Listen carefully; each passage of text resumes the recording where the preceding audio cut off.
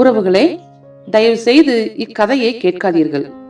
ஏனென்றால் இக்கதையின் முடிவில் நான் ஒரு கொலை செய்ய போகிறேன். ஒரு குற்றம் நடக்கவிருப்பது தெரிந்தும் கூட அதை காவல்துறைக்கு தெரிவிக்காமல் இருப்பது கூட சட்டப்படி குற்றமாகும். இதற்கு அதிகபட்சம் 6 மாதங்கள் சிறை தண்டனையும் அபராதமும் கூட உண்டு. அதனால் உங்களுக்கு 3 வினாடிகள் தருகிறேன். அதற்குள் இக்கதையை விட்டு விலகிக் கொள்பவர்கள் விலகிக் கொள்ளலாம். என்ன, யாரும் போகவில்லையா? தொடர்ந்து படிக்கத்தான் போகிறீர்களா? ஜெயிலுக்கு போனாலும் பரவாயில்லை, அப்படித்தானே? சரி, கதைக்குள் செல்லலாம். என் பெயர் பாபு, 27 வயது சென்னை இளைஞன். இன்று மாலை நான் அந்த கொலையை செய்ய போகிறேன். அதுவும் என் காதலியை. நான் செய்ய இருப்பது சட்டப்படி குற்றம், ஆனால் தர்மப்படி சரி. ஏன்? அதற்கு முன் என்னை பற்றிய ஒரு அறிமுகம். நான் எல்லா குழந்தைகளையும் போல சாயங்காலம் அப்பா வாங்கி வரும் சாக்லேட்காகவும் அம்மா மிஸ் என்னை அடிச்சுட்டாங்க என்று அழுது முறையிட்டு வளர்ந்த பையனும் அல்ல. அனாதை இல்லத்தில் வளர்ந்தவன். ஆம், பெற்றோர் யாரென்று தெரியாது வளர்ந்த அனாதை.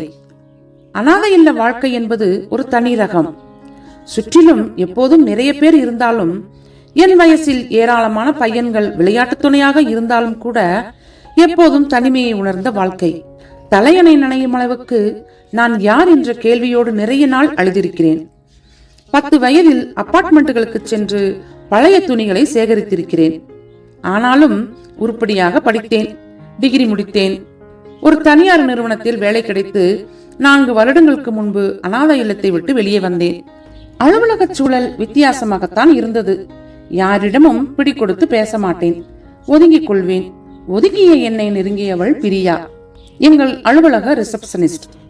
எனினும் நான் அவளிடம் அதிகம் பேசவோ பழகவோ முற்படவில்லை. சில நாள் கழித்து முதலாக பிரியாவிடம் பேசிய போது, ஏய் சாருக்கு பேச்சு வருதுடி, நான் ஊமன் இல்ல நினைச்சேன் என்று தோழியிடம் கூறி சிரித்தாள். பிறகு நான் அனாதை என்று தெரிந்தவுடன் கிண்டலை விட்டுவிட்டு அனுதாபம் காட்டினாள். அவ்வப்போது அக்கறையாக விசாரிப்பாள். லஞ்சுக்கு போகாமல் வேலை பார்த்து கொண்டிருந்தால், போய் சாப்பிட்டுட்டு வந்து வேலையை பாருங்க சார் என்பாள். அதற்கெல்லாம் நான் கரையவில்லை. 2 வருடங்களுக்கு முன்பு எனக்கு டைபாய்டு காய்ச்சல் வந்து 10 நாள் லீவு போட்டிருந்தேன். எங்கள் அலுவலகத்தில் மொத்தம் 112 பேர் வேலை செய்கிறார்கள். ஆனால் ஒரு ஜென்மம் கூட எட்டி பார்க்கவில்லை என்னை. ஆனால் 4 நாள் கழித்து என் உடல் நலனை விசாரிக்க வந்தால் பிரியா. அதுவும் ஆண்கள் மட்டும் வசிக்கும் மேன்ஷன் அறைக்கு. சின்ன சின்ன வார்த்தைகளில் விசாரித்தாள். நான் வாந்தி எடுத்து காய்ந்து போயிருந்த தலையணை உரையை மாற்றினாள். ஈரத்துணியால் முகம் துடைத்து விட்டாள். 1 வார காலம் தினமும் காலையில் வந்து கஞ்சியும் ரசம் சாதமும் கொடுத்து விட்டு சென்றாள். நான் நெகிழ்ந்தேன், வீழ்ந்தேன். அவளை காதலிக்க ஆரம்பித்தேன். அதன் பிறகு என் வாழ்க்கையில் தினந்தோறும் தித்திப்புத்தான். நான் வாய்விட்டு சிரித்ததெல்லாம் பிரியாவுடன் மட்டும்தான்.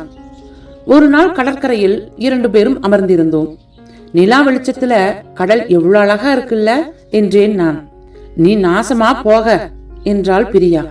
நானோ ஏன் பிரியா என்று ஆச்சரியத்துடன் கேட்டேன். அங்க மத்த ஜோடிகளை எல்லாம் பாரு, அதாவது பின்னி பிணைஞ்சுக்கிட்டு கிடக்குதுங்க. நீ என்னன்னா சின்னப்பா காலத்துல சினிமா காதலன் மாதிரி 4 அடி தள்ளி உட்கார்ந்துருக்க. எதுவும் வேண்டாம், அட்லீஸ்ட் கையிலையாச்சும் ஒரு முத்தம் கொடுக்க கூடாதா? லட்டு மாதிரி பக்கத்துல உட்கார்ந்திருக்கேன், அதை விட்டுட்டு என்ற பிரியா உதடுகளை மடித்து பழிப்பு காட்ட, நிலா வெளிச்சத்துல கடலை பாருன்னு டயலாக் விட்டுட்டு இருக்கிற என்று கிண்டல் அடித்தாள். பிறகு 1-2 மாதங்களில் எங்கள் காதல் படிப்படியாக அடுத்த கட்டங்களை தாண்டியது. ஒரு நாள் மாலை ஏதோ ஒரு வேலையாக அலுவலகத்தில் தாமதமாகிவிட்டது. பீச்சிற்கு போவதற்காக எனது அறைக்கு வந்து காத்து கொண்டிருந்தாள் பிரியா. செக்யூரிட்டி வந்து, சார் கிளம்ப நேரமாகுமா என்று கேட்டான். ஏன்பா? ஒரு ஃப்ரெண்டு ரிசப்ஷன் சார், பக்கத்து தெருவுல தான் கல்யாண மண்டபம், போய் ஒரு எட்டு பார்த்துட்டு வந்துடுறேன் சார் என்று கெஞ்சினான். சரி போ என்று அனுப்பி வைத்து விட்டேன். தனிமை, இரவு, இளம் காதலர்கள், சும்மாவாயிருப்போம். முதலில் முத்தத்தில் தான் ஆரம்பித்தது.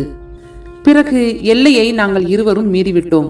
எங்களுடைய இந்த எல்லை மீறல் அடுத்தடுத்து தொடர்ந்து கொண்டே இருந்தது. எனக்கோ குற்ற உணர்வு உறுத்த பிரியாவிடம் திருமண பேச்சை எடுத்தேன். வீட்டில் சொல்ல சிறிது காலம் தயக்கம் காட்டிய பிரியா பிறகு கூறினாள், வெடித்தது பூகம்பம். நான் அனாதை என்பதால் என்ன குலமோ என்ன கோத்திரமோ என்று அவர்கள் வீட்டில் எதிர்த்தார்கள். கூடவே ஒரு அமெரிக்க மாப்பிள்ளையையும் பார்த்தார்கள். பிரியா அடித்தால் பாருங்கள் ஒரு பல்டி. எங்க அம்மா அப்பா சொல்றதும் நியாயம்தான்னு படுது. நாளைக்கு குழந்தை பிறந்தா அப்பா வழியில தாத்தா பாட்டி பெரியப்பா சித்தப்பான்னு ஒரு சொந்தம் கூட கிடையாது. குழந்தைகள் எப்படி ஃபீல் பண்ணும்னு அம்மா சொன்னாங்க என்று பிரியா சொன்னபோது அவள் கழுத்தை நிறுத்தி விடலாமா என்று தோன்றியது. நானோ கோபமாக அதனால என்றேன். என்ன பண்றது, தலையெழுத்தை யாரும் மாத்த முடியுமா? அம்மா அப்பா தினமும் அழுறாங்க. நான் கொடுத்து வச்சது அவ்வளவுதான். விதியை யார் மாத்த முடியும்? ஆமாம், நீ அமெரிக்க மாப்பிள்ளைய கல்யாணம் பண்ணிக்கணும்னு விதி இருக்கு என்றேன் வேதனை கலந்த சிரிப்புடன். அதுக்காக ஒண்ணுமில்ல, விடு என்று நான் மேற்கொண்டு ஒன்றும் பேசாமல் திரும்பி நடந்தேன். நோகாமல் என்னை கழட்டி விட்டுவிட்டு என் கண் முன்னாலேயே அலுவலகத்தில் எல்லோருக்கும் திருமண பத்திரிகையையும் கொடுக்கிறாள். ஆனாலும் பிரியாவிற்கு மனசாட்சின்னு ஒண்ணு இருக்கு. அதனால்தான் எனக்கு மட்டும் பத்திரிகை கொடுக்கவே இல்லை. சொல்லுங்கள், இவளை கொல்லலாமா வேண்டாமா? ஒதுங்கி போனவனிடம் நெருங்கி பழகி காதலித்து அவள் கதகதப்பில் திளைத்து அவன் காலடியையே நாய் போல சுற்றிய நான் இங்கே பைத்தியக்காரன் மாதிரி தாடியோடு லோ என சுத்தி கொண்டிருப்பேன். இவ மட்டும் அமெரிக்கா போய் கில்மா பண்ணுவாளா? இவளுங்களை விடக்கூடாதுங்க. மவளே, நான் என்ன இழிச்சவாயனா? இதோ காத்திருக்கிறேன் பிரியாவை கொலை செய்வதற்காக. அந்த புறநகர் ரயில் நிலையத்தில் இறங்கி ஸ்கூட்டியை எடுத்துக்கொண்டு ஒதுக்குப்புறமாக இருக்கும் தன் வீட்டுக்கு எப்பொழுதும் செல்வாள் பிரியா. இன்னும் அதிகம் வளராத பகுதி. அந்த பிரதேசம் 10-15 வீடுகள் மட்டும்தான் இருக்கும். அதுவும் தள்ளி தள்ளி. இருட்டிய பிறகு ஒரு ஈ காக்கா கண்ணில் படாது. கொலை செய்ய வசதியான இடம். சுவர் எழுப்பி கான்கிரீட் போடாமல் இருந்த ஒரு வீட்டு வாசலில் காத்து கொண்டிருந்தேன். பிரியாவின் ஸ்கூட்டி நெருங்கிய போது கையை காட்டினேன். என்னை பார்த்துவிட்டு தயக்கத்துடன் வண்டியை நிறுத்தினாள். என்ன பாபு, இந்நேரத்துல இங்க என்று சுற்றிலும் பார்த்தால் யாரும் இல்லை. எனக்கு மட்டும் பத்திரிகை கொடுக்கலையே பிரியா. என்ன இருந்தாலும் நான் உன்னோட ஓல்டு லவர் இல்லையா? என்ன பாபு, குடிச்சிருக்கியா? சேச்சே, நமக்கு சிகரெட் தண்ணின்னு எந்த கெட்ட பழக்கமும் கிடையாது. ஒரே ஒரு கெட்ட பழக்கம் இருந்துச்சு, காதல். அதுவும் போயிருச்சு. சரி பாபு, என்ன விஷயம் இங்க? ஒரே ஒரு நிமிஷம் பேசணும். யாரும் பார்த்துட போறாங்க, உள்ளே போய் பேசலாம் என்று அழைத்தேன். சந்தேகமின்றி வந்தாள் பிரியா. எப்ப பிரியா கல்யாணம் என்றேன் பேண்ட் பாக்கெட்டினுள் கையை நுழைத்தபடி.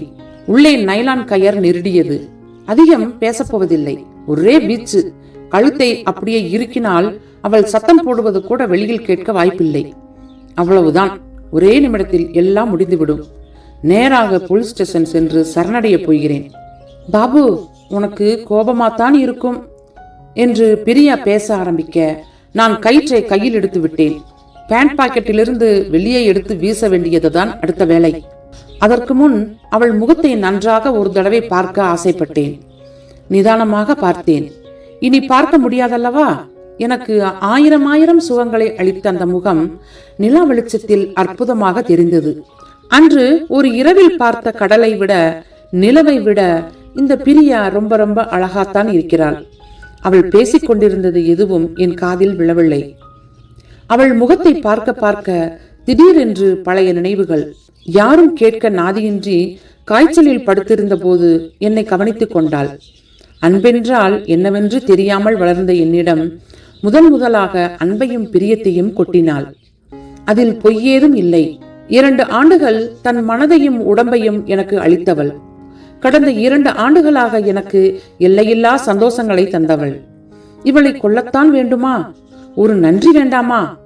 ஒளிந்து போகிறாள் என்றெல்லாம் தோன்ற கொலை செய்யும் எண்ணம் கொஞ்சம் கொஞ்சமாக வடிந்தது. கயிற்றை பாக்கெட்டில் போட்டுவிட்டு கையை வெளியே எடுத்தேன். என் சூழ்நிலை அப்படி, புரிஞ்சுக்க பாபு என்று பேச்சை நிறுத்தி கொண்டிருந்தாள் பிரியா. சரி போ என்று நான் மேற்கொண்டு ஒன்றும் பேசாமல் திரும்பி நடந்தேன். என்னடா இவன் இப்படி மாறிவிட்டானே என்று குழம்புகிறீர்களா? யோசித்து பாருங்கள். 1000 தான் கலட்டிவிட்டாலும் ஒரு பெண் நம்மை காதலிக்கிறாள் என்று தெரிந்த போது நம் மனது எவ்வளவு சந்தோஷப்பட்டிருக்கும். அந்த சந்தோஷத்தையும் பரவசத்தையும் வேறு யாராலும் நமக்கு தர முடியாது. ஒரு பெண் நம்மை காதலிப்பதை எவ்வளவு பெருமையாக நண்பர்களிடம் சொல்லியிருப்போம். அதனால் காதலித்த பெண் ஏமாற்றிவிட்டாள் என்று கொலை செய்ய வேண்டாம். திட்டி கவிதையோ கதையோ எழுத வேண்டாம். மன்னிப்போம், மறக்க வேண்டாம்.